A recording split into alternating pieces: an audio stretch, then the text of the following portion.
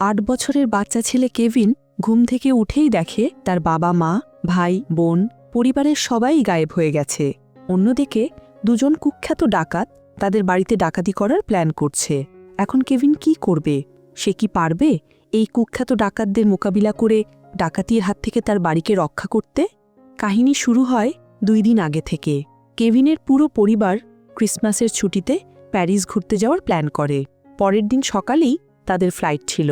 রাতে খাবারের ঝামেলা কমানোর জন্য তারা পিৎজা অর্ডার করে। কেভিন একটু দেরি করে খেতে এসে দেখে যে তার বড় ভাই তার পছন্দের প্লেন চিজ পিৎজাটি খেয়ে ফেলেছে। রাগের মাথায় কেভিন তার ভাইকে আক্রমণ করে দেয়। এই ঘটনার জন্য সবাই কেভিনকেই দোষারোপ করতে থাকে। পরিস্থিতি শান্ত করতে কেভিনের মা তাকে চিলেকোঠার রুমে ঘুমাতে পাঠিয়ে দেয়। বিছানায় শুয়ে কেভিন মনে মনে ভাবতে থাকে, ইস, কালকে সকালে যদি ঘুম থেকে উঠেই দেখতে পেতাম আমার পরিবারের সবাই গায়েব হয়ে গেছে, তাহলে কতই না ভালো হতো। অন্যদিকে কেভিনের বাবা মা সকালে তাড়াতাড়ি ওঠার জন্য অ্যালার্ম সেট করে ঘুমিয়ে যান। কিন্তু রাতে প্রচণ্ড বাতাসে গাছের ডাল ভেঙে পড়ে, বিদ্যুৎ এবং টেলিফোনের লাইন ছিঁড়ে যায়, যার কারণে সকালবেলা অ্যালার্ম বাজে না। সকালবেলা এয়ারপোর্ট থেকে তাদেরকে নিতে আসা গাড়ির ড্রাইভার তাদের ঘুম ভাঙায়। তারা সবাই তাড়াহুড়ো করে কোনো রকমে রেডি হয়ে এয়ারপোর্টের উদ্দেশ্যে যাত্রা করে। সৌভাগ্যক্রমে প্লেন টেক অফ করার আগেই তারা এয়ারপোর্টে পৌঁছে যায়। সবাই তাড়াহুড়ো করে বিমানে পৌঁছে যায়, কিন্তু চিলেকোঠার রুমে শুয়ে থাকা কেভিনকে ভুল করে ফেলে রেখে যায়। কেভিন ঘুম থেকে উঠে তার বাবা মা, ভাই, বোন সবাইকে খুঁজতে থাকে। তাদের কাউকেই কোথাও খুঁজে না পেয়ে কেভিনের গত রাতের কথা মনে পড়ে যায়। সে ঘুমানোর আগে উইশ করেছিল তার পরিবারের সবাই যেন গায়েব হয়ে যায়। কেভিন মনে মনে ভেবে নেয় তার উইশের কারণেই হয়তো তার পরিবারের সবাই গায়েব হয়ে গেছে। এই ঘটনায় কেভিন খুশিতে আত্মহারা হয়ে যায়। সে মনের আনন্দে নাচতে থাকে। তাকে দেখে মনে হয় এই দুনিয়ায় তার চেয়ে সুখী মানুষ আর কেউ নেই। কেভিনের বড় ভাই তাকে কখনোই তার খেলনা ধরতে দিত না, তাই কেভিন তার বড় ভাইয়ের খেলনা বন্দুক নিয়ে শুটিং প্র্যাকটিস করতে থাকে আর চিৎকার করে বলতে থাকে, ভাইয়া দেখো, আমি তোমার খেলনা নিয়ে খেলতেছি, পারলে আমাকে থামাও। কেভিন শাহিনশাহর মতো সোফার উপরে পা তুলে দিয়ে মুভি দেখতে দেখতে আইসক্রিম খেতে থাকে। কেভিনের পরিবার গায়েব হওয়ায় সে যেন আলাদিনের আশ্চর্য প্রদীপ হাতে পেয়ে গেল।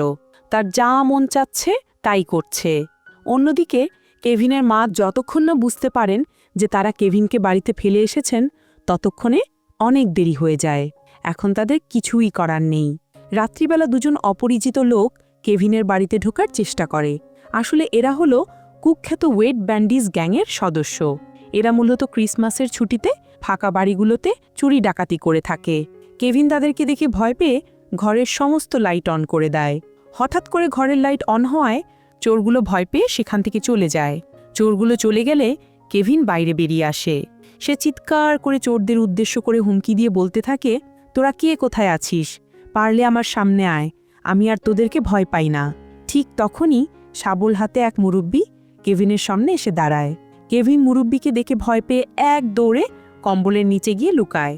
অন্যদিকে কেভিনের মা বিমান থেকে নেমে তাকে ফোন করার চেষ্টা করেন, কিন্তু আগের দিন গাছের ডাল ভেঙে টেলিফোনের লাইন ছিঁড়ে যায়, যার কারণে তারা কেভিনের সাথে কোনোভাবেই যোগাযোগ করতে পারে না। তারা পুলিশে যোগাযোগ করে। কেভিনের মায়ের অনুরোধে পুলিশ তাদের বাসায় চেক করতে আসে। পুলিশ দরজায় নক করে, কিন্তু কেভিন ভয় পেয়ে দরজা খোলে না। কোনো সাড়া শব্দ না পেয়ে পুলিশ সেখান থেকে চলে যায়। অন্যদিকে কেভিনের মা কেভিনের চিন্তায় অস্থির হয়ে যান। সে এয়ারপোর্ট থেকে নিউ ইয়র্ক রিটার্ন করার সিদ্ধান্ত নেয়, কিন্তু ক্রিসমাসের সময় হওয়ার কারণে কোনো ফ্লাইটের সিট ফাঁকা ছিল না।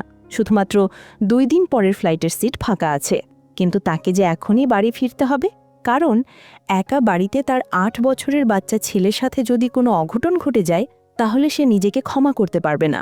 তখন তাকে জানানো হয় সে চাইলে এয়ারপোর্টে অপেক্ষা করতে পারে, আর কেউ যদি কোনো কারণে ফ্লাইট ক্যান্সেল করে তাহলে তারা তাকে নিতে পারবে।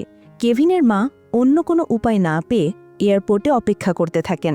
এদিকে কেভিন তার পছন্দের চিজ পিৎজা অর্ডার করে, আর ডেলিভারি ম্যান পিৎজা নিয়ে এলে কেভিন টিভি অন করে একটি মুভির ডায়লগ চালু করে দেয়।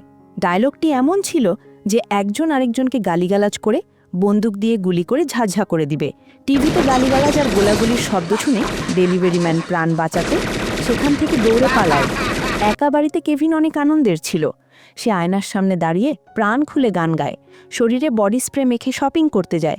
কেভিন তার পছন্দের সব ধরনের শপিং করে, এমনকি সেলসম্যানের সাথে এমনভাবে পাকা পাকা কথা বলে যে সেলসম্যান অবাক হয়ে যায়। কেভিনের বাড়িতে আসলেই কেউ আছে কিনা সেটা জানার জন্য ওই চোর দুটো আবারও বাড়ির আশেপাশে ঘুরঘুর করতে থাকে। এটা দেখে কেভিন আবারও ওই মুভিটি চালু করে দেয়, আর মুভিতে গুলি চালানোর সময় একটি সত্যিকারের বাজি ফাটিয়ে দেয়। বাজির শব্দে চোরটি এতটাই ভয় পেয়ে যায় যে সে উল্টে পড়ে যায় আর কোনো মতে দৌড়ে তাদের গাড়িতে আশ্রয় নেয়। চোর দুটো প্ল্যান করে, যেহেতু এখানে গোলাগুলি হয়েছে তাহলে নিশ্চয়ই একটু পরে এখানে পুলিশ আসবে, আর তখনই বোঝা যাবে যে আসলেই এই বাড়িতে কেউ আছে কি নেই। তারা রাস্তার পাশে অপেক্ষা করতে থাকে। কেভিন এই বিষয়টা বুঝতে পারে না। সে ক্রিসমাস ট্রি কাটার জন্য বাইরে বেরিয়ে আসে, আর এত ছোট বাচ্চাকে ক্রিসমাস ট্রি কাটতে দেখে চোর দুটো বুঝে যায় যে এই বাড়িতে কেভিন ছাড়া আর কেউ নেই।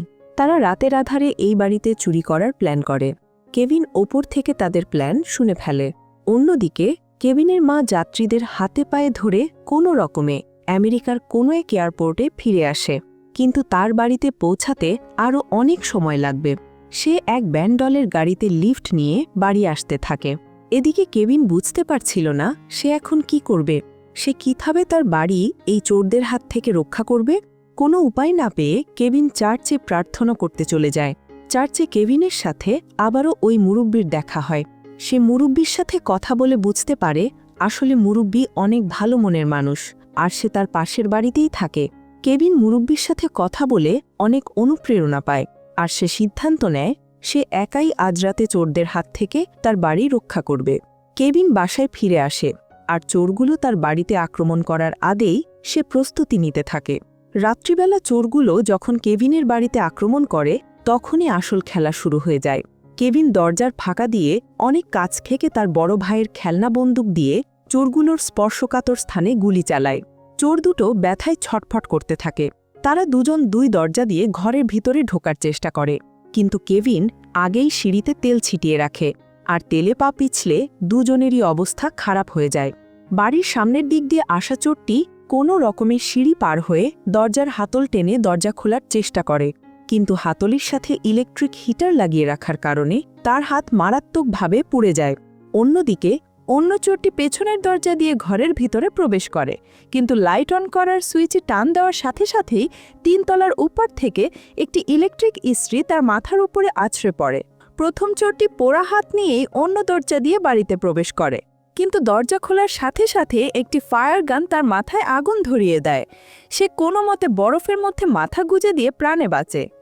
ইলেকট্রিক ইস্ত্রির আঘাত খাওয়া চোরটি বেসমেন্ট থেকে সিঁড়ি দিয়ে বাড়ির ভিতরে যাওয়ার চেষ্টা করে, কিন্তু সমস্ত সিঁড়িতে সুপারগ্লু লাগানো ছিল।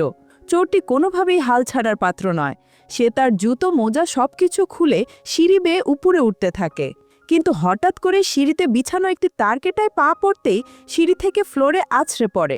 বেসমেন্ট দিয়ে ঘরে ঢুকতে না পারায় চোরটি জানালা দিয়ে অনেক সাবধানে ঘরে ঢোকার চেষ্টা করে, কিন্তু দুর্ভাগ্যবশত জানালার সামনে বিছিয়ে রাখা কাচের টুকরোগুলো তার পায়ের 12টা বাজিয়ে দেয়। অন্য চোরটি মাথার আগুন নিভিয়ে ঘরের ভিতরে প্রবেশ করে। তখনই দরজার সামনে পলিথিনে লাগানো আঠা তার সমস্ত মুখে লেগে যায়, আর এক পা সামনে আগানোর সাথে সাথেই ফ্যান চালু হয়ে যায়, আর ফ্যানের বাতাসে বালিশের তুলো তার সমস্ত মুখে লেগে যায়। এর মধ্যেই তাদের বাসার টেলিফোনের লাইন ঠিক হয়ে যায়। কেভিন এমার্জেন্সি সার্ভিসে ফোন করে তাদের বাসায় ডাকাতির বিষয়ে ইনফর্ম করে দেয়। এদিকে চোরগুলো একেবারে নাছোড়বান্দা ছিল। 8 বছরের বাচ্চার কাছে নাকানি চুবানি খেয়ে তারা রাগে গজগজ করতে থাকে। তারা কেভিনকে ধরার জন্য সিঁড়ি বেয়ে উপরে ওঠার চেষ্টা করে, কিন্তু কেভিন রঙের কৌটা ছুঁড়ে মেরে তাদের মাথা ফাটিয়ে দেয়। চোরগুলো মাথার ব্যথা উপেক্ষা করেই কেভিনের পিছনে দৌড়াতে থাকে, কিন্তু পথের মধ্যে লাগানো দড়ির সাথে টান লেগে একজন উল্টে পড়ে, আর একজন লাফ দিয়ে কেভিনের পা টেনে ধরে। কেভিন পা ছাড়ানোর জন্য চোরটির মুখের উপর একটি মাকড়সা ছেড়ে দেয়। মাকড়সা দেখে চোরটি ভয়ে চিৎকার করতে থাকে। সে কোনো রকমে মাকড়সাটিকে তার মুখ থেকে সরায়, কিন্তু মাকড়সাটি অন্য চোরটির শরীরের উপর উঠে বসে। সে মাকড়সাটিকে মারার জন্য রড দিয়ে আঘাত করে, কিন্তু মাকড়সা মারার বদলে উল্টো রডের আঘাত তার সঙ্গীর শরীরে লাগে। এদিকে কেভিন দড়ি দিয়ে তার ট্রি হাউসে পালিয়ে যায়। কেভিন ট্রি হাউস থেকে চোরগুলোকে হুমকি দিয়ে বলে, পারলে আমাকে ধরে দেখাও। চোরগুলো বুঝে যায় যে তারা বরফের মধ্য দিয়ে ট্রি হাউসে যাওয়ার সময় নিশ্চয়ই কোনো বিপদে পড়বে, তাই তারা দড়ি বেয়ে ট্রি হাউসে যেতে থাকে। তারা যখন মাঝপথে, ঠিক তখনই কেভিন দড়ি কেটে দেয়। চোরগুলো দুর্ভাগ্যের শেষ ছিল না, তারা দেয়ালে আছড়ে পড়ে। কেভিন ট্রি হাউস থেকে নেমে চোরগুলোকে দেখিয়ে দেখিয়ে বাড়ির পেছনের দরজা দিয়ে ভিতরে চলে যায়। এবারও চোরগুলো বুঝে যায় যে কেভিনের পিছনে গেলে তাদেরকে আবারও কোনো না কোনো বিপদের সম্মুখীন হতে হবে। তাই তারা কেভিনের পেছনে না গিয়ে সামনের দরজা দিয়ে ঘরের ভিতরে যায় আর কেভিনকে আটকে ফেলে। তারা কেভিনকে হ্যাঙ্গারে ঝুলিয়ে হুমকি দিয়ে বলে কেভিন তাদের সাথে যা যা করেছে তারাও কেভিনের সাথে ঠিক তাই করবে। চোরগুলোর হুমকিতে কেভিন অনেক ভয় পেয়ে যায়। ঠিক তখনই ওই মুরব্বি সেখানে চলে আসে আর চোরগুলোকে শাবল দিয়ে মেরে কেভিনকে উদ্ধার করে। পুলিশ এসে তাদেরকে গ্রেফতার করে নিয়ে যায়। ইতিমধ্যেই কেভিন বুঝতে পারে যে পরিবার ছাড়া বেঁচে থাকা সত্যিই অসম্ভব। তাই সে আবার প্রার্থনা করে তার পরিবার যাতে আবারও ফিরে আসে। পরের দিন সকালে ঘুম থেকে উঠেই কেভিন তার মাকে খুঁজতে বের হয়, কিন্তু কোথাও তার মাকে খুঁজে পায় না। সে যখন মন খারাপ করে ফিরে যাচ্ছিল, ঠিক তখনই তার মা দৌড়ে তার কাছে ফিরে আসে। কাছে থাকাকালীন কেভিনের পরিবারের বাকি সদস্যরা কেভিনকে জ্বালাতন করলেও প্যারিসে কেভিনকে অনেক মিস করে, আর তারাও কেভিনের টানে প্যারিসের ছুটি বাদ দিয়ে বাড়ি চলে আসে। আসলে আমাদের জীবনে পরিবারের গুরুত্ব অনেক। যার মা নেই, একমাত্র সেই বুঝতে পারে মায়ের মর্ম কী। পরিবারের বাইরে থাকলেই পরিবারের আসল গুরুত্ব বোঝা যায়। এখানেই এই মুভিটি শেষ হয়। ধন্যবাদ সবাইকে।